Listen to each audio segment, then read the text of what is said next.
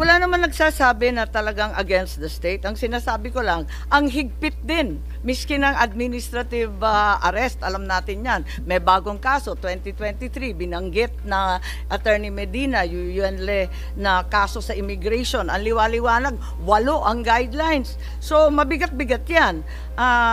Hindi naman na isatupad kasi babalik nga sa korteng lokal. So, nagtataka ako kung ano nga bang klaseng aresto to. Ang masasabi ko dito talaga, kasi nga, ito nga yung saklaw ng pinag-uusapan sa Korte Suprema. Kaya sa akin po, mas gugustuhin kong intayin ang magiging hatol ng Korte Suprema sa issue. Hindi ho natin, kahit magdamag po tayo rito, hindi ho magbabago ang paningin nyo at hindi ho magbabago ang paningin ko. Andito rin yung... Madam Chair, if yes, Senator Bato, please. I just would like to remind the Secretary of Justice na we are not here to determine kung sinong tama, kayo ang tama or kami ang tama. We are here para malaman yung katotohanan. Because somewhere along the way, alam namin may nagsisinungaling. Kaya gusto namin malaman kung anong tama. Ay, hindi po kami nagsasabi na tama kami. Tama si Justice Ascuna, tama po kayo. Yung katotohanan lang po ang ating kinukuha dito. So, Madam Chair, if I may, yung very clear man dito sa diffusion coming from ICC, sinabi dito, action to be taken, locate and arrest with a view to extradition. Assurances are given that extradition will be sought upon arrest of the person in conformity with national laws and or applicable bilateral and multilateral treaties. Kaya tanongin ko sana si SOJ or yung PNP, bakit sabi ni SOJ kanina na extradition daw cannot be initiated by us, it should be initiated by the requesting party, either ICC or Interpol. Am I correct, sir? Sila tama dapat. Po. Dapat ho, ICC. ICC po dapat. Okay. So bakit... Yun po yung sa extradition. Pero Yeah. surrender po, sa atin po yun. Kaya nga, bakit wala mo sinabi dito surrender? Extradition lang. Kaya nga, bakit hindi natin hinintay? Yeah, with a view to extradition, bakit hindi natin hinintay yung ICC na mag-initiate ng extradition laban kay Pangulong Duterte? Bakit binyahin na kagad natin doon sa Interpol? Wala mo sinabi dito na kailangan natin i-surrender. Ang extradition po na nasasabi po sa Section 17 ay merong pong treaty sa extradition, sa extraditing state. Kung ano ho, bawa, ang ICC tsaka ang Pilipinas, kung tayo po member ng ICC, kailangan po ng judicial proceedings. Hindi na po tayo member ng ICC eh. Kasi kung member po tayo ng ICC, nakakatulong sana kay President Duterte na hindi po siya ililipad.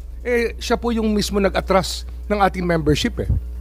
Kaya nga Kasi yung po yung malinaw po na may treaty po na kinakailangan para ho magkaroon ng extradition.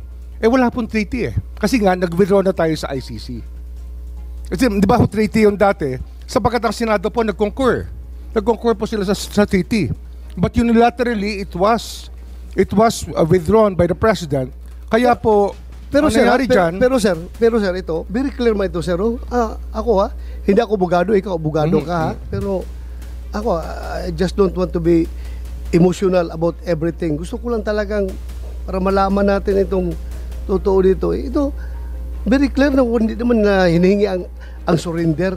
Ang hinihingi lang nila is extradition with a view to extradition. Yung nga ho, so sana extradition will fail, sir. Extradition will fail because wala ho kung ako tatanungin nyo ngayon, kasi nga wala nga tayong treaty. So kung will fail, bakit pa natin sinurinder si Pangulong Duterte? Tsaka yung extradition po nakalagay sa batas, state party po ang isa pong tinitingnan natin. Bansa po ang sinasabi sa Section 17. Kung yung mga koma nga, sir, nanggagaling ito sa ICC, itong papel ito. Pero yung sa Section 17 nga, yung ating batas nga, sinasabi nga, dahil sa mga koma na yan, ay ang mahalaga, state party po ang mag-a-apply ng extradition. Wala ho tayong treaty sa state party o sa ICC kasi nga inatras po ng So President bakit pa natin sinurinder? Bakit pa natin kasi yun po yung sinurinder sinasabi ng Duterte? batas May surrender. May Yun po yung surrender. sinasabi. Opo. Ayun, that's what the law says. The law may be harsh but it is the law. Ay, nako. Very clear man ito, sir. Extradition lang ang Yun lang pinagawa. naman, Bakit tayo pinilit na i-surrender? Hindi man lang Extradition naghintay for hinihingi a ng request. ICC. Kung di ho tayo umatras sa ICC, kung di ho inatras ni President Duterte yung ating membership sa ICC, talagang extradition po lalabas So kung dyan. umatras na tayo sa ICC, bakit pa kailangan Nawala pa ho natin, yung treaty natin. Kailangan pa natin i-surrender. Nawala Bakit ho yung agreement natin, sir. sir, kaya nga sir, bakit pa natin sinurrender? Kasi wala naman tayo, to start with, wala na tayong room statute na Yun po yung pagbabasihan option. dahil wala na tayong, hindi na tayo membro. Bakit pa natin sinurrender? Mr. What's the Senator, purpose? Mr. Senator, yun po yung option na binibigay ng batas sa authorities sa amin po, sa amin pong departamento at sa ating pong executive department. Malinaw po yun. Ang surrender po ay isang option na pwedeng gawin. Pero hindi yun ang hiningi ng Interpol. Maliwanag yun, hindi po ba? Hindi kasi- Dahil hindi- nandyan sa binabasa natin, doon sa diffusion order with a view to extradition, di ba? At yun lang. Hindi pa nga dumating yung request, wala pa rin yung assurance that extradition will be sought. Hindi nga ho All maaaring that, was indicated was with a view to extradition. Hindi So, ho nga aandar ang extradition sapagkat hindi nga tayo, Dinagdagan na ninyo wala na lahat tayong ng treaty mga- with ICC Nawala na nga yung ating membership. Kaya wala na ho extradition na route. Ang nangyari po, surrender route na lang po ang naiwan. Madam Chair. Kung di ho nag-withdraw si President Duterte, wala ho tayong naging problema. O kung wala na tayong treaty, locate and arrest with a view to extradition. Hindi mo magawa ang extradition dahil wala na tayong treaty, di ba? So hanggang arrest lang tayo. Bakit mo biniyahe? Pwede mo namang isurrender dito sa local courts natin. Ipakulong mo dito sa Pasay. So, ang maliwanag. Bakit mo pa sinurrender? Yun po yung yun ang best judgment namin. Yun po ang tingin namin Hindi, ina-admit na mabuti po tayo. sa ating bansa. Mabuti. Yun po yung aming paningin ang pinakamabuting gawin under the circumstances for our country. Yun po ang aming tingin, ang tama naming ginawa. Para nakakabigla naman dahil sinasabi ninyo, wala na nga tayong ICC, di wala tayong obligasyon. Hindi, pero yung Dinagdagan na lang ninyo. ma'am, yung extradition kasi, pumapasok yan dahil membro tayo ng ICC. Dahil nawala tayo sa ICC, wala na tayong option sa extradition. Kasi tayo mismo nag-withdraw nawala tayong treaty natin. Kaya sumugal tayo sa surrender. Kaya yun talaga yun ang naging Pero, best judgment namin. ang sugal na yon, hindi nagsasaad na may obligasyon ng Pilipinas. Walang obligasyon talaga. Hindi, ano ho ito Ang obligasyon nito to the rest of humanity Wala na nga ang Yun nga ho yun extradition. Kasi Eh, di yung ano pa sinusunod po obligasyon? natin, yung ating international humanitarian law na 9851. That is contained in Republic Act 9851, Section 17 pa rin po. Babalik ho tayo rin muli. Okay, punta naman tayo ulit sa Madam Chair, PCTC kung papayag ang mga senador. Yeah, Senator, just on that point. Cayetano. Yeah, let me start by agreeing with the Secretary of Justice na magdamag tayo dito, Oo naman. hindi mag-agree. But I want to make one point lang on that, and if we can agree on something. Wala po tayong duda that human rights are essential. Whether you think of from a spiritual point of view, we were made in God's image, DNA ng Panginoon, or whether you look at it from a humanistic point of view, na human rights is essential. Okay? Klaro yon. Having said that, klaro din na napopolitika at nawe-weaponize ang human rights. So when I was DFA Secretary, kaharap ko po mga ibang European Parliament, maganda usapan namin, pero pinipilit sa atin na abortion is a human right. Iba po yun sa ating konstitusyon, na from conception, we believe it's a human right, yung life ng bata. So my point, Secretary, ang urgency kasi dito, nagsasalita kasi yung ICC na may mga isusunod sila. So what's important for me is if they issue a warrant, we guarantee, I'm not sure if we'll agree here, but we guarantee the Filipinos that warrants will be issued against them, that they can go to court. Na hindi pagdating ng warrant, dadating and surrender them there. Kasi nga, if they're there na, moot in academic na Not in the sense that they can still get accountability, as the good justice said. Kung may abuse of process, may mananagot dito.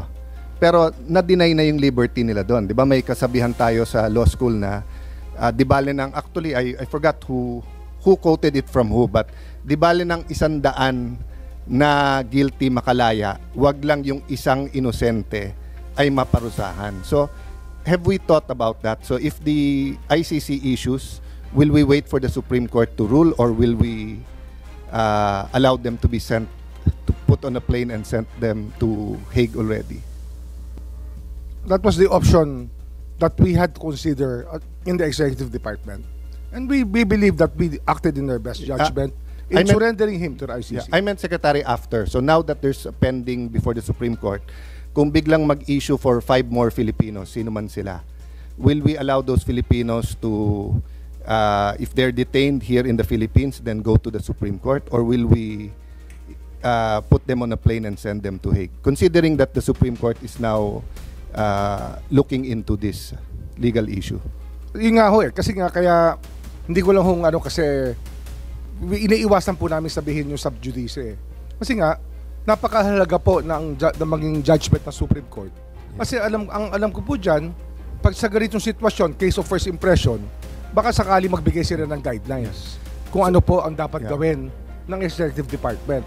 Pero ito po it is in our best judgment that this is the best thing to do. Kaya ginawa po namin.